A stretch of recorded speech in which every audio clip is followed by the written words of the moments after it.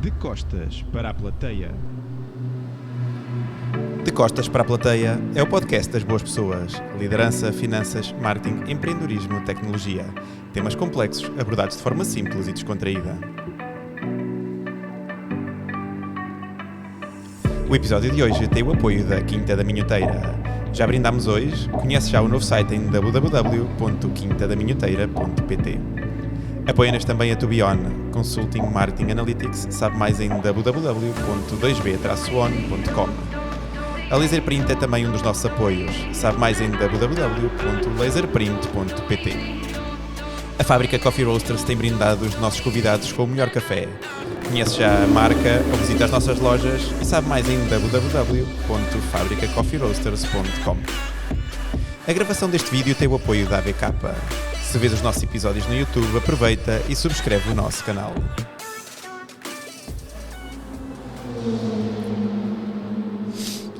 Bem-vindos a mais um episódio do podcast De Costas para a Plateia. Como já devem ter ouvido aqui pelo ruído, o nosso convidado de hoje é o Paulo Pinheiro, administrador do Autódromo de Portimão.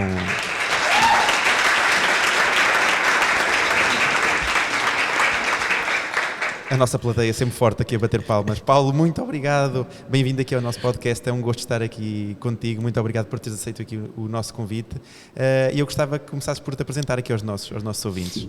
Muito obrigado eu. É um prazer estar aqui convosco hoje. O meu nome é Paulo Pinheiro, tenho 52 anos, engenheiro mecânico e sou administrador de circuito desde que era o projeto desde o início. Portanto, é uma ideia minha com os meus sócios e fomos nós que implementamos isto desde o primeiro momento e, portanto, é um bocadinho o nosso filho que está aqui. Bem, aqui para os nossos ouvintes, já sabem, nós estamos a gravar aqui diretamente do Autódromo de Portimão, portanto, temos aqui neste momento, são Porsche que estão a correr, não é? Porsche, Ferrari, Aston Martin, BMW, portanto, uma série de carros GT3, GT4 e do WEC que estão a fazer testes para a temporada antes do início do campeonato e são pilotos de fábrica, principalmente. Portanto, já sabem, se entretanto não fomos atropelados por nenhum carro, que há tudo em segurança, aqui, só aqui na pista é que estão a circular. Então, Paulo, fala-me um bocadinho aqui do teu percurso e depois no meio desse percurso como é que surgiu a paixão pelos desportos motorizados? Eu desde pequenino gostava de carros e de motas, sempre achava que queria ser piloto de Fórmula 1, como todos nós quando somos crianças. E quando tinha 13 anos consegui convencer os meus pais a me deixarem correr de kart.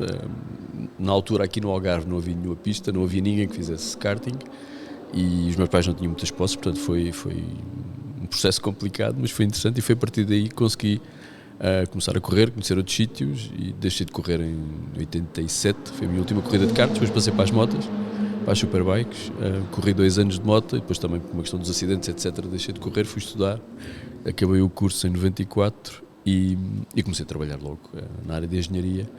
E fui trabalhando em várias áreas, instalações especiais, gestão de projetos, etc. E depois, quando fui para a área de gestão de projetos imobiliários, o meu patrão na altura lançou o desafio de criarmos um projeto diferente daquilo que era o imobiliário tradicional e sugeri fazermos um autódromo, o que foi assim uma coisa um bocado chocante na altura, mas fomos amadurecendo a ideia, fomos criando as bases para que houvesse sustentabilidade e finalmente em 2008 conseguimos inaugurar o circuito que foi construído em 7 meses, tudo o que está aqui foi feito em 7 meses, que é um tempo Sério, recorde. inacreditável. Foi um grande desafio na altura, tudo feito com empresas portuguesas, projetistas portugueses, portanto, é uma das coisas que mais orgulho nos dá é precisamente isso, este é um projeto 100% nacional, feito em tempo recorde e que é uma referência mundial em qualquer lado, seja na indústria, seja no desporto, seja no que for. E um expositor incrível de Portugal, não é? Sim, nós somos, em 2020, fomos o veículo que mais exposição trouxe ao nosso país, à marca Portugal. Foram as corridas que nós tivemos, foram os eventos que nós fizemos. Em 2020 tivemos acesso a essa informação e fomos o maior expositor, digamos assim, da marca Portugal. Olha, muitos parabéns. Como é que foi essa transição das 4 rodas para as 2 rodas? Não é algo que costuma ser muito sim, usual, normalmente é o não? contrário, mas para mim, como eu andava de moto no dia-a-dia, e lá está, tinha muitos acidentes, e a minha avó, que Deus já tenha dito, na estrada já chega, já não aguento, então fui começar a correr de moto e no início até correu, mas depois voltei a ter muitos acidentes e aí, mais uma vez, a minha avó fez-me um ultimato e acabou. Bem, já vimos então que tens aqui a paixão pelas rodas, mas qual é que é o veículo de sonho? Se pudesse escolher um, qual é que é aquele que de facto que te traz mais paixão? No geral.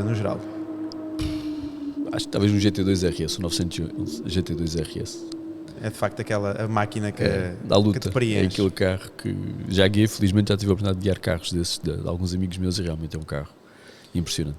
Bem, já falaste um bocadinho como é que surgiu aqui a ideia de edificar aqui o autódromo, mas eu gostava que falasses como é que foi mais os desafios que tu tiveste, como é que foi a luta para angariar toda, porque isto aqui é um investimento brutal, não é? Sim, sim. Como é que vendeste o teu sonho e como é que foi depois também os apoios que tu foste tendo, porque na vida não é só obstáculos, não é? Também vão surgindo, sim, sim. vão abrindo as portas à medida que vão aparecendo também esses obstáculos. Eu tive a sorte de ter dois patrões que um ainda é vivo, felizmente, e o outro, infelizmente, já faleceu, que são duas pessoas brilhantes, o engenheiro Manuel Calé, que era tetraplégico, o engenheiro Horácio Nunes, e que me ensinaram muito, muito em tudo o que é trabalho, métodos de trabalho, raciocínio, etc. E isso permitiu que o projeto fosse amadurecendo à medida que eu tive a primeira ideia, vamos dizer assim, que fosse crescendo, porque foi muito difícil conseguir convencer que um autódromo no Algarve, nós somos o circuito mais distante do centro da Europa. Ninguém vem aqui por acaso, by the way. É? Nós estamos exatamente na ponta da Europa, portanto, qualquer uma destas equipas faz mais 2 dias de caminhão para chegar aqui do que qualquer outro circuito internacional, mesmo em Espanha. Portanto, ou nós fazíamos um circuito de primeira linha que justificasse todos os custos adicionais de ter que vir para uma zona tão periférica, ou então não sobreviveríamos. Era importantíssimo que o circuito fosse uma referência, fosse necessário vir a Portimão e não fosse só vamos lá se nos apetecer. Não é? Exatamente. E isso acho que foi talvez o ponto mais difícil de nós conseguirmos, que é a nossa pista é completamente diferente de todas as pistas genéricas que existem hoje em dia. Nós tentamos criar uma pista que fosse muito difícil, muito exigente para muito carros, técnica, para pilotos, muito técnica. E o facto é que nós hoje em dia somos uma referência mundial. Eu costumo dar este exemplo, a BMW, que é uma das maiores marcas de referência do mundo, criou uma cor que está no seu catálogo. Portanto, qualquer pessoa no mundo, se quiser comprar um carro da BMW Motorsport, tem lá uma cor que é azul Portimão. E isso mostra a consideração que as marcas têm por nós. Acho que é sintomático. E este foi um ponto-chave, foi de início assumirmos que o projeto tinha que ser um projeto com escala, com dimensão, tinha que ser um projeto de primeira linha, diferente.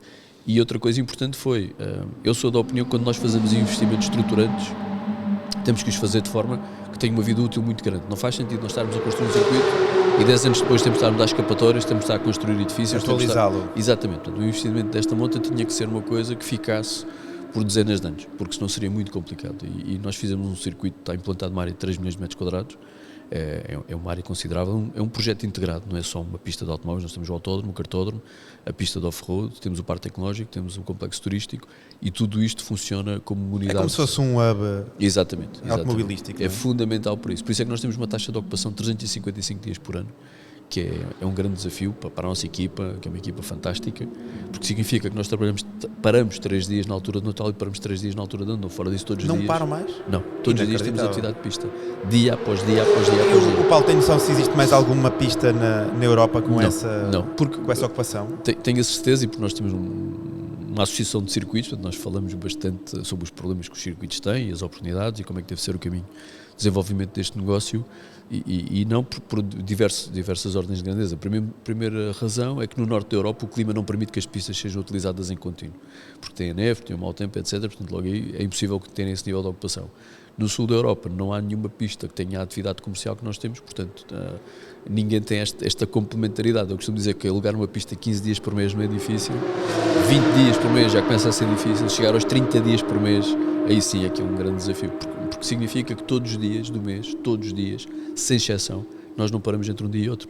E significa que o cliente que vai aqui rodar amanhã e nos dias a seguir já cá está a fazer o setup, já cá está a trabalhar, e só assim nós conseguimos ter o nível de ocupação que temos. É um trabalho complexo, mas que a minha equipa fala na perfeição. O facto de estarem aqui colocados no Algarve, aqui com esta zona de praia aqui tão perto, uma zona turística, acaba por também ser uma mais-valia. Sentes que as equipas que vêm cá também acabam por aproveitar essa parte lúdica, ou achas que... Sim, é muito importante a localização do circuito nesse aspecto, ou seja, é completamente diferente fazer um lançamento mundial com jornalistas, todo mundo, e estares numa zona que não tem nenhuma apetência turística. Um frio desgraçado, ora, está, do que estar aqui no Algarve, temos unidades hoteleiras, temos restaurantes, temos uma gastronomia fantástica, temos as pessoas e tens capacidade de resposta. Obviamente que para nós estes eventos ocorrem todos na época baixa, que era uma das motivações do projeto, era contrariar a sazonalidade no Algarve, é um problema estrutural, e nós temos felizmente conseguido fazer isso. Para se ter uma ideia, a nossa ocupação Prime é precisamente de setembro até junho. Depois, julho e agosto, temos uma ocupação mais... Residual. Continuamos, é contínua, mas o tipo de cliente que vem já é um cliente um bocadinho diferente, é mais na vertente corporate. Nem temos grandes corridas na época de verão. Pois, era uma pergunta que eu ia fazer, porque é mais, se calhar, o turista, não é, que vem, ou Sim, aquela sim. pessoa que aproveita para tirar, se calhar, até férias e tem aqui a experiência depois também do... É isso mesmo, nós temos, na parte corporate, nós fazemos cursos de formação, seja a forças especiais, seja a clientes corporativos numa vertente lúdica, seja a empresas, a motoristas, para que o rácio de acidentes e de segurança aumente nas empresas. Portanto, nós conseguimos tocar nesses pontos todos, ou até formação de jovens pilotos. Nós temos marcas que nos mandam os pilotos de fábrica, alguns deles na antecâmara da Fórmula 1, para que nós consigamos resolver algumas lacunas que esses pilotos têm. Portanto, nós fazemos aqui um trabalho muito intenso e muito global, porque vai desde o piloto de karting até o piloto que está na antecâmara da Fórmula 1, e temos fórmulas, temos carros de corrida, temos tudo, e essa complementaridade faz com que nós consigamos todos os dias ter um tipo de cliente ou complementar ou diferente, e às vezes temos no mesmo dia vários eventos a acontecer ao mesmo tempo, já chegamos a ter 5 eventos no mesmo dia. Fantástico. Mas é preciso estar tudo ali afinadinho ao pormenor, não é? Sim, tem que ser. Uma grande equipa aí por trás. Quão desafiante é que foi dar a vida ao sonho? É de facto o desafio da tua vida? Ou... É, claro. Eu costumo dizer que eu tenho 3 filhos, o Bernardo, o Pedro e o circuito. E se calhar este aqui é o que dá mais trabalho. Entendias? Uma pista em Portugal, foi, de início, para nós conseguirmos convencer toda a gente que o projeto seria viável, foi complexo, porque havia uma série de obstáculos. O Algarve Uma visão muito curta também, não é? O Algarve é uma zona muito periférica, as pessoas têm uma perspectiva muito tradicional do que é um negócio, e foi difícil fazer as pessoas entenderem que isto seria um elemento complementar de todo o turismo tradicional que o Algarve vai sempre. Obviamente que o turismo do Algarve, como zona balnear que será sempre o sol e mar nos meses de julho e agosto. O problema é que o ano tem mais 10 meses e nós temos que manter os hotéis abertos, os restaurantes, todo esse negócio que nós conseguimos por aqui pelo Autódromo Induzir.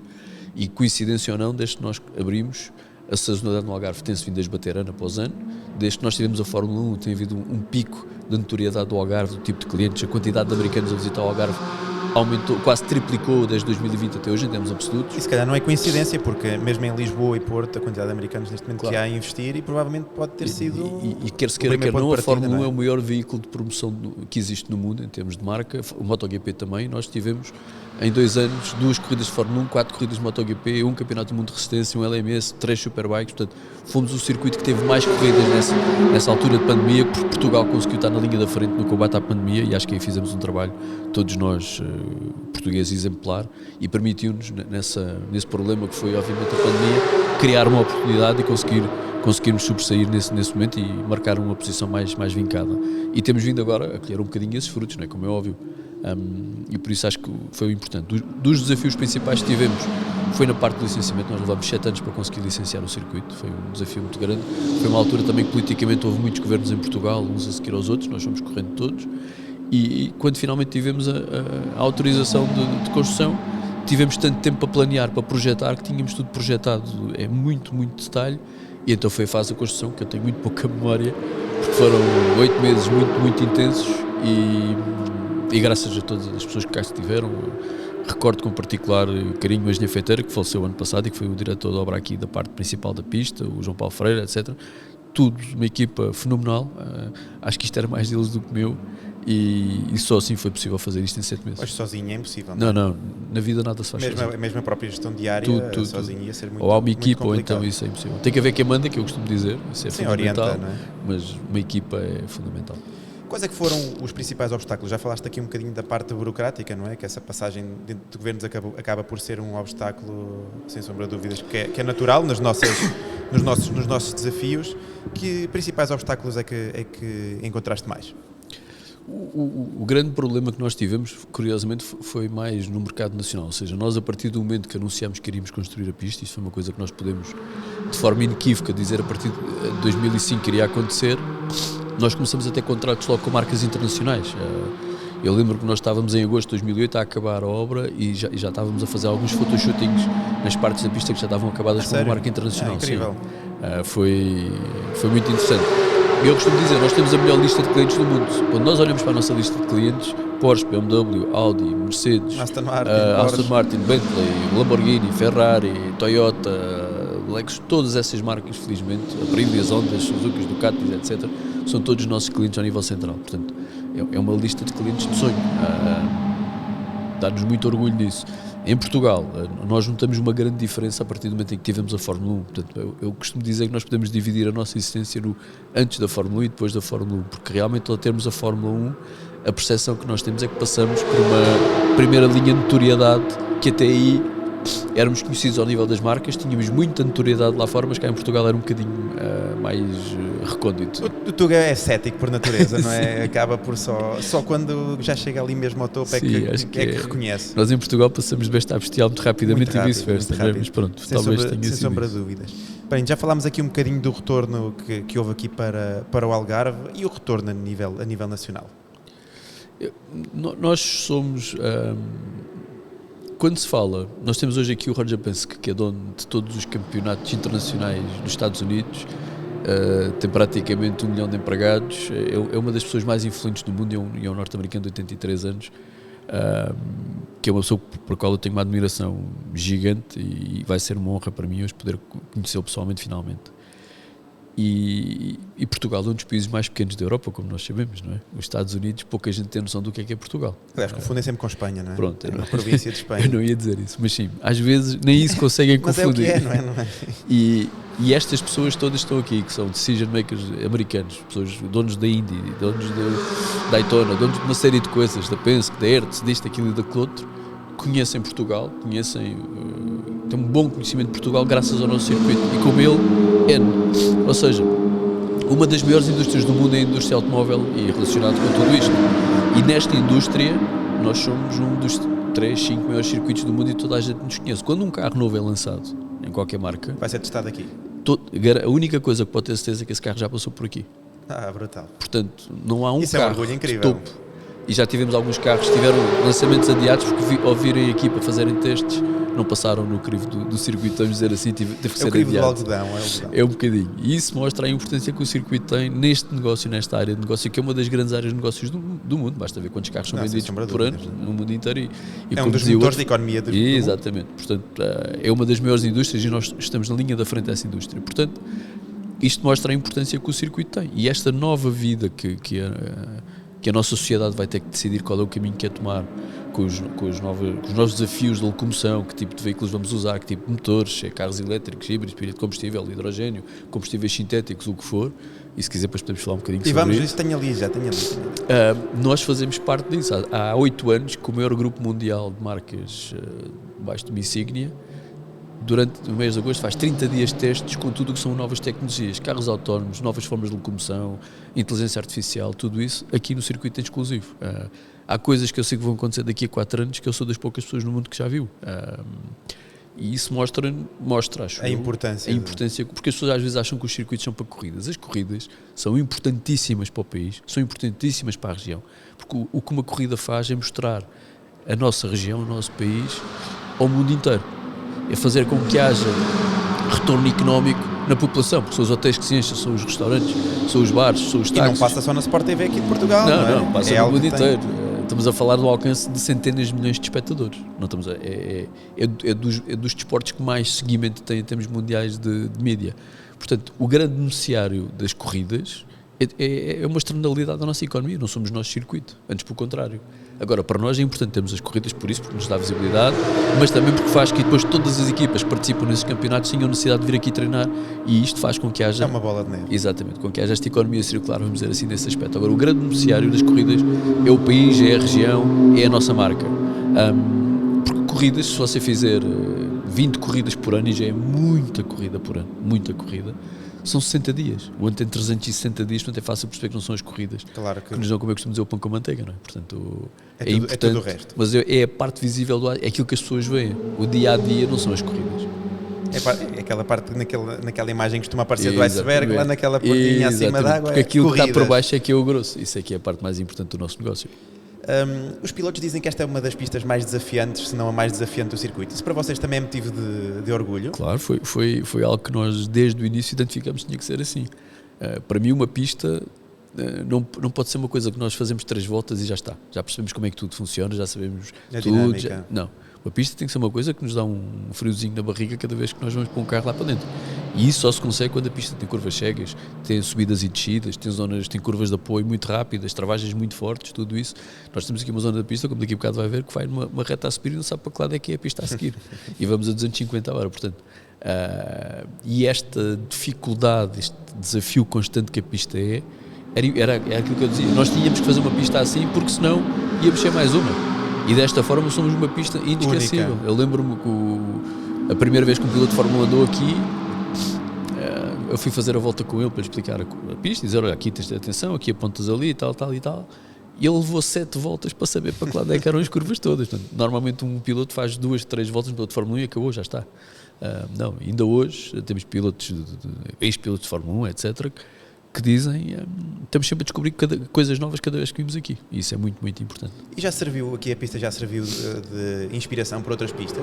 Tens essa noção? Sim, há uma pista nos Estados Unidos, Cota, que em termos de conceito das subidas, das descidas, das zonas cérregas, das curvas rápidas, médias, ou seja, do conceito que a nossa pista, nós sabemos, e foi dito por quem a desenhou, que sim, que se quis basear aqui nossa, há um complexo em Espanha, que é o Complexo de Aragão, que junta autódromo, cartódromo, complexo, a parte tecnológica, que tentou também recriar um bocadinho a filosofia, o up que nós temos aqui. Portanto, nós desde que existimos em termos internacionais fomos cada vez mais afirmando como uma referência ou pela característica da pista ou pela complementaridade dos equipamentos que temos aqui.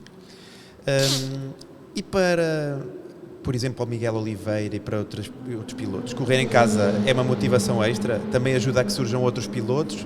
Ou se calhar se não houvesse a pista as oportunidades seriam as mesmas? Não, claro que eu quando comecei a correr de kart em 85 havia um cartódromo no Pis, que era o cartódromo do Cabo do Mundo em Matosinhos. Quando eu deixei de correr já havia 2 que eu fiz. A minha última corrida foi a primeira corrida do cartódromo de Évora do meu amigo Peters. E daí para cá, de 87 para cá, passaram a haver mais 10 ou 12 cartódromos, no mínimo, cartódromos de alguma dimensão. Autódromos, que havia o autódromo de Estoril em 92, em 93, se a minha mãe me atrasou, foi inaugurado o autódromo de Braga, que é um autódromo de grau 3, mas que é importante por ser uma zona fundamental do país, que é o norte do país, e só em 2008 é que nós surgimos. Portanto, o desporto motorizado, a partir do momento que temos uma estrutura de equipamentos mais complementar, vai crescer. Basta ver que o número de praticantes hoje em dia de automobilismo e motociclismo cresceu em relação a uma fase inicial. É fundamental para um piloto como o Miguel, que é uma estrela mundial. Miguel, sim, acho que às vezes nós portugueses não conseguimos perceber o alcance. Exatamente. Miguel é um potencial campeão do mundo, já foi 2 vezes vice-campeão do mundo, é um piloto, para mim está no top 3 dos melhores pilotos mundiais dos últimos 20 anos. Além de ser uma pessoa fantástica, que é difícil mais vezes conseguir conjugar estas 2 características. O Miguel é o sonho para mim de qualquer país. Acho que um país ter uma pessoa como o Miguel a representar-nos é um orgulho gigante, e tem que ser valorizado por todos nós. Dos pilotos em atividade, é o segundo ou terceiro piloto com mais vitórias em MotoGP. Portanto, isto diz tudo das qualidades dele numa moto que não era uma moto de top. Portanto, por aqui está tudo dito. E haver um Miguel Oliveira para qualquer jovem piloto que queira seguir as pisadas, acho que é fundamental. E para um piloto, eu já corri aqui com bancadas quase cheias, é uma sensação indescritível. Nós estamos numa corrida, numa pista com o público do lado de lá. E vencer em casa, não é? E vencer como ele já venceu, infelizmente à porta fechada na altura por causa do Covid, mas eu este ano estou plenamente convicto que o Miguel vai lutar pela vitória e, se Deus quiser, vai conseguir ganhar aqui com uma casa cheia, e acho que vai ser um dia memorável para todos nós portugueses. Mas o Miguel já tem uma entourage bastante grande aqui, aqueles desfiles de moto que fazem enormes quilómetros e quilómetros e quilómetros. Miguel consegue cada vez mais movimentar as pessoas, cada vez mais as pessoas têm uma noção real do valor do Miguel e as marcas, isso tudo basta ver. Hoje em dia o Miguel é o segundo desportista português com mais seguidores e patrocínios, além do Cristiano Ronaldo, que é estratosférico, não é? Não é sequer comparável com ninguém. Exatamente. Mas nem a nível mundial. Portugal, Não, mundial. A nível mundial, portanto, é um outro planeta, digamos assim. Mas a seguir isso é o Miguel, e o Miguel vai ser, se Deus quiser, durante muitos e muitos anos, uma referência a todos os níveis para jovens pilotos. Também ainda é novo? Sim, ainda nem sequer chegou aos 30, por isso. Ainda está... Tem 10 anos para frente ainda. Sim, hoje em dia, em termos de longevidade de carreira, uma pessoa aos 33, 34 está com umas Eu tenho capacidades 52 e ainda faço corridas e ainda me desenrasco, por isso a nossa média de vida ativa cada vez é maior, como está a dizer muito bem, por isso. Ainda por cima ele, que é um atleta de primeiríssima linha, portanto, se Deus quiser, vai até aos 40. Qual é que é o desportista que mais te fascina? Se pudesse escolher um desportista, já percebi que tens noutros uma admiração especial pelo Miguel, mas tirando o Miguel, que desportista é que realmente te inspira? Eu, graças a Deus, tive a oportunidade de conhecer praticamente todos os meus ídolos, excepto um até hoje, que é o Nelson Piquet. Conheci o filho, sou amigo do filho, do Nelson, mas o pai ainda não tive esse prazer. Desde que cresci, que era pequenino, e cresci a ver as corridas dele e isso tudo, portanto, é um ídolo meu. Mas eu conheci Schumacher, Hakkinen, Kubica, sei lá, Coulthard, conheci todos os pilotos de topo da Fórmula 1, felizmente, Hamilton. Tinha o Hamilton aqui, já correu aqui várias sim, vezes. Sim, treinou desde 2008, fez aqui treinos, portanto conheço o Hamilton desde o tempo que o Indy Lal tinha que andar atrás dele e dizer o que é que ele tinha que fazer. Portanto, felizmente, posso dizer isso. Fascina-me o Schumacher. Acho que o Schumacher até hoje foi talvez o único piloto que eu andei com ele de carro e que tu dizes é impossível tivesse eu feito o que tivesse feito na minha vida desde novo, chegar a este nível. Era realmente alguém... Era um predestinado? Era, claramente. Era muito acima de mais do tudo. que o Senna? Eu nunca andei com o Senna, eu conheci o Senna numa situação muito estranha quando era novo, quando tinha 21 anos, aqui na Quinta do Lago, mas nunca tive contacto, não tenho noção. De todos os que andei, o Schumacher foi o único que eu digo que realmente tinha mais qualquer coisa. Era acima de tudo, nunca tive essa percepção. O Hakkinen também, claramente é um fora de série.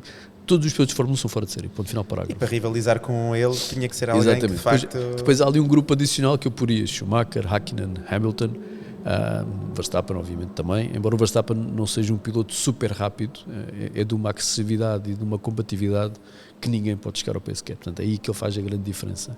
O Leclerc também é dos mais rápidos que há. Alonso também, o Alonso é um animal do volante, o Alonso, cuidado que tem a fazer, ontem fez o segundo tempo nos treinos Os espanhóis de alta competição são incríveis, já no ténis. Mas eu acho que o Alonso tem ali uma fome, uma vontade que acho que é um bocadinho acima de tudo. Se calhar também foi a forma que ele percebeu que tinha para rivalizar com alguém que estava muito acima de... Quando o nosso adversário é muito superior, nós temos que nos suplantar para chegar àquele nível, não é? Portanto, temos que buscar coisas onde se calhar não iríamos. Não temos. Exatamente, não iríamos. Mas eu realmente diria isso. Acho que há depois outros pilotos que nós queremos conhecer, mas que acho que teriam sido grandes estrelas, como o Beloff, etc., pilotos que faleceram.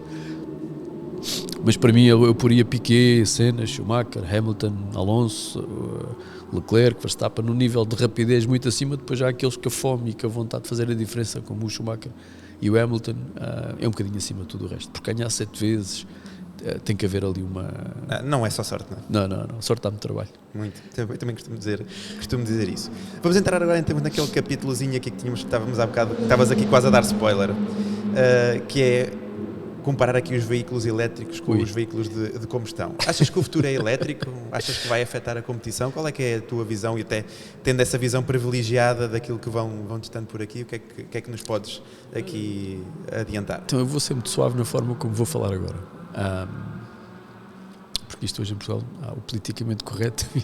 Sim, mas nós somos aqui um podcast aberto e acho que também temos que combater um bocadinho isso do politicamente correto, dizendo também aquilo que nós acreditamos, não é? Portanto, eu sou engenheiro de termodinâmica, portanto é a minha formação, e ainda me lembro como é que se calcula uma série de coisas, portanto ainda tenho alguma propriedade. Exatamente, trabalho todos os dias, tivemos equipas de competição, preparamos carros, motas, etc, portanto estamos aqui ligados a isto. Todas as novas tecnologias passam por aqui, como disse. Temos ali um carro de uma marca que vai fazer o EC, que tem mais de 1000 cavalos, com motores com uma componente híbrida, portanto motores elétricos, motores de combustão, etc, combustíveis sintéticos. Portanto, temos um contacto global e intenso com tudo o que são novas tecnologias, aos mais diversos níveis.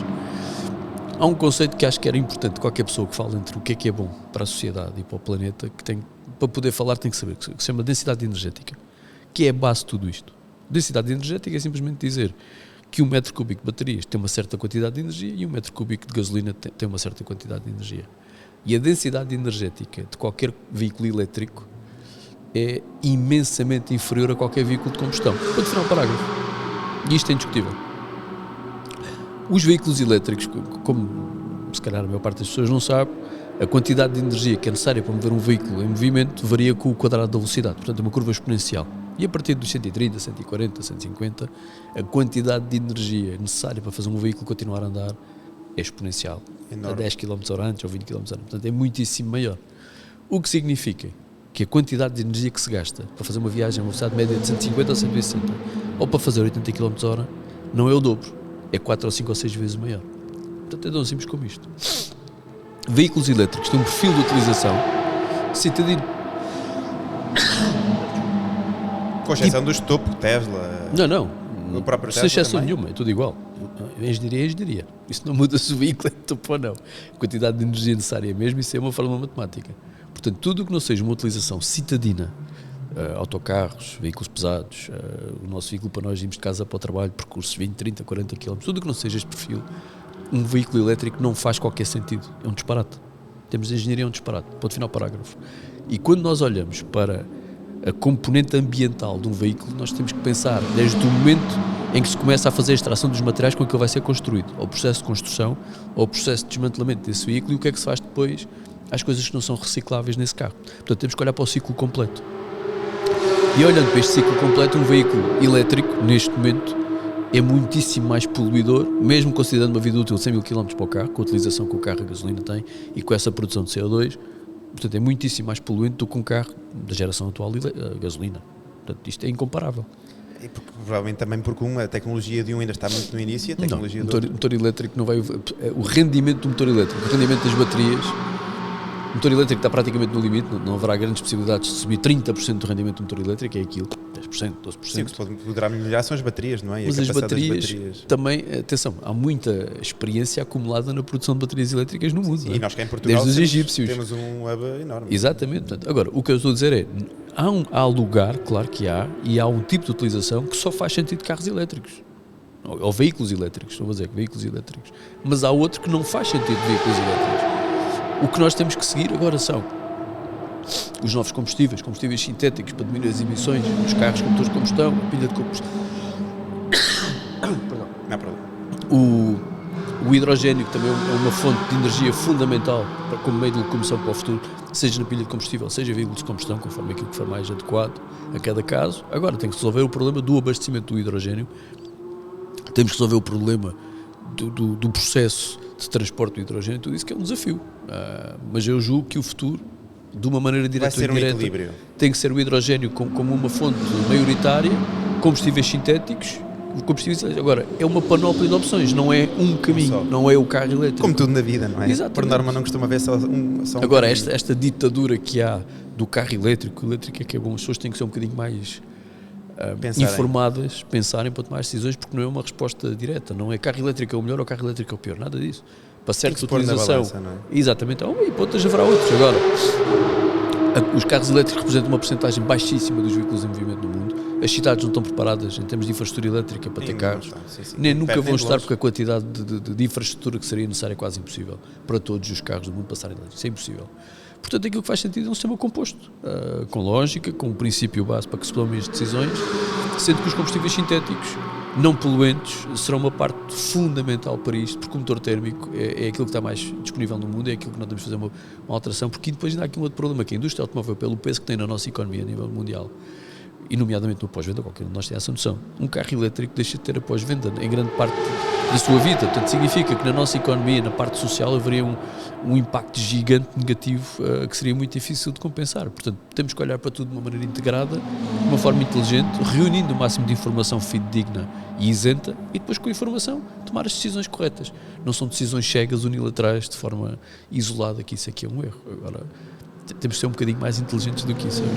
Aliás, eu acho que nas próprias cidades, sem sombra de dúvidas, é algo que nós, olhando para a minha família, que nós fazemos 99% da nossa vida é a cidade, e quando vamos a Coimbra, que é onde nós somos e temos parte da nossa família também, podemos ir de comboio, podemos alugar um carro, que é uma coisa que hoje em dia que é tão barato, não é? Sim, sim. Alugar um carro para um dia ou para 2 dias, e acho que as próprias pessoas podem começar a preparar as casas com próprios painéis solares, onde não só vão carregar o carro elétrico, como vão alimentar a própria casa, como vão, e aí sim, já melhorando o próprio ambiente e tentar ter uma visão mais alargada do que propriamente só a do carro elétrico, por ser só carro elétrico, não é? Nós aqui no circuito temos uma perspectiva, pelo menos gostamos de pensar que temos uma perspectiva ecológica sobre a utilização do circuito. Nós somos o circuito da Europa com a maior potência elétrica produzida através de painéis solares, 5.5 megawatts.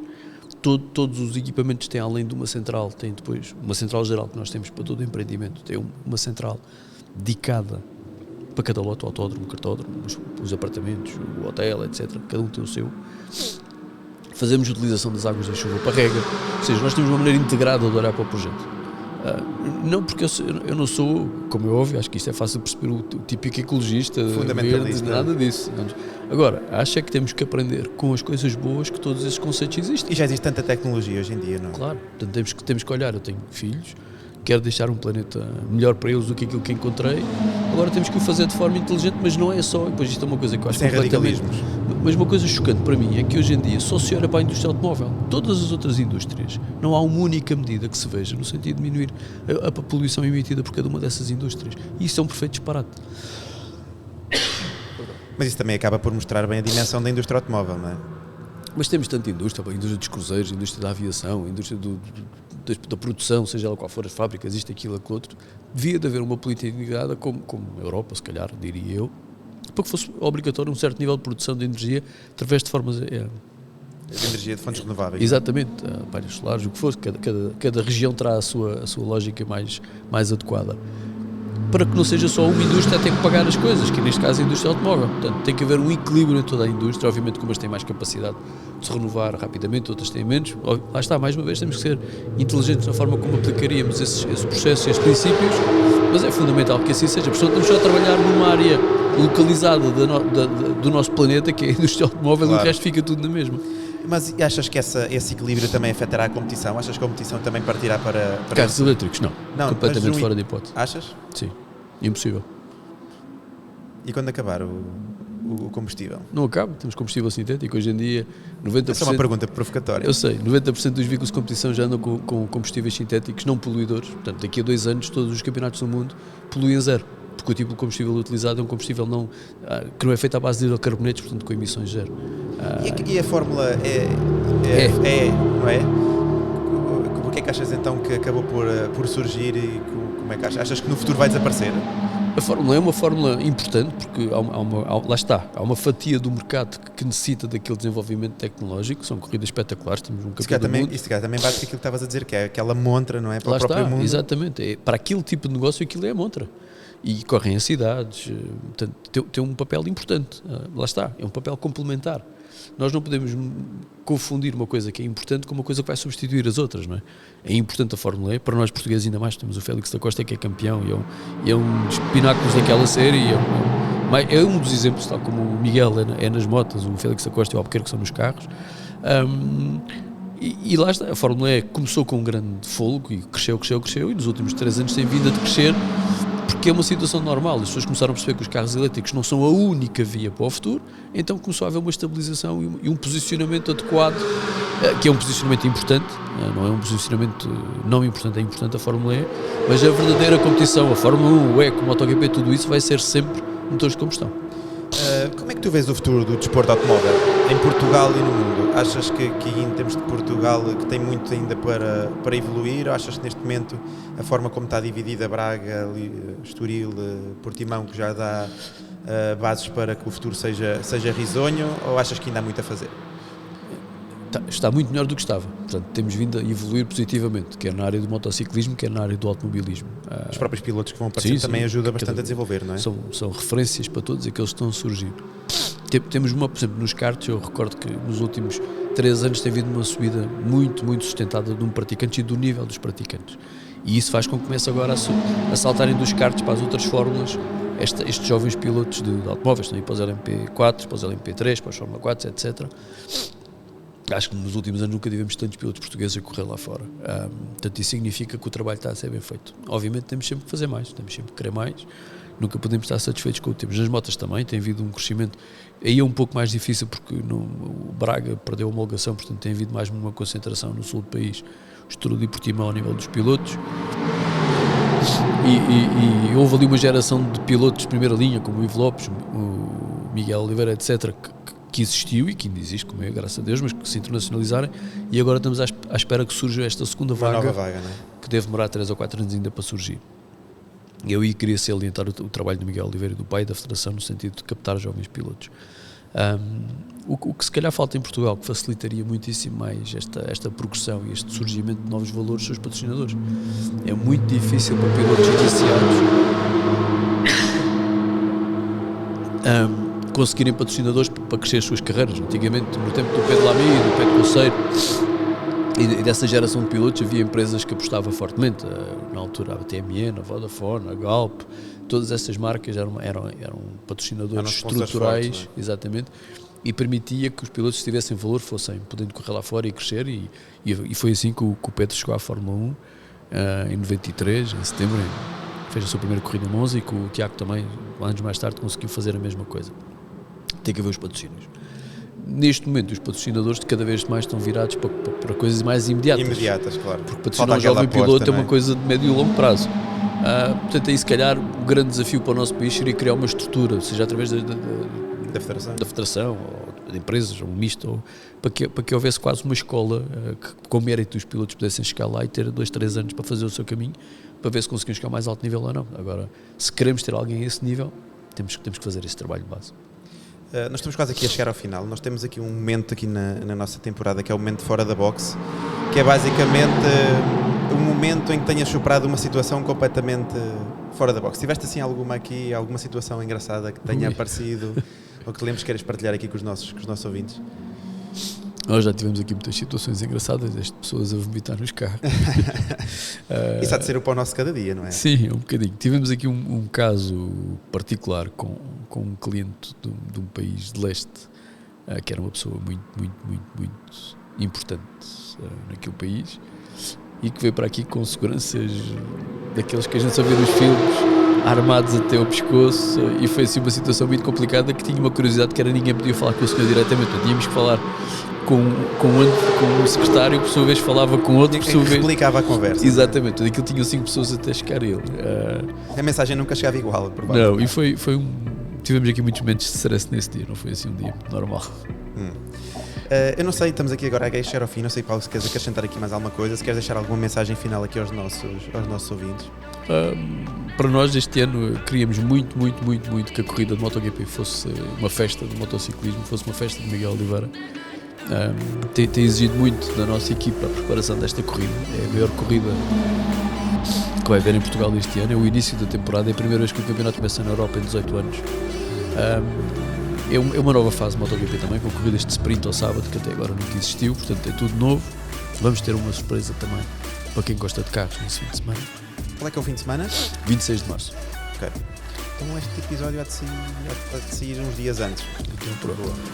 E basicamente o que nós queríamos é que isto fosse uma festa de motociclismo, uma festa do nosso país, uma festa de Miguel Oliveira. Era o nosso grande desejo, esse. Pronto, os nossos ouvintes que certamente estarão ligados aqui ao Miguel Oliveira, que tenham isso em atenção.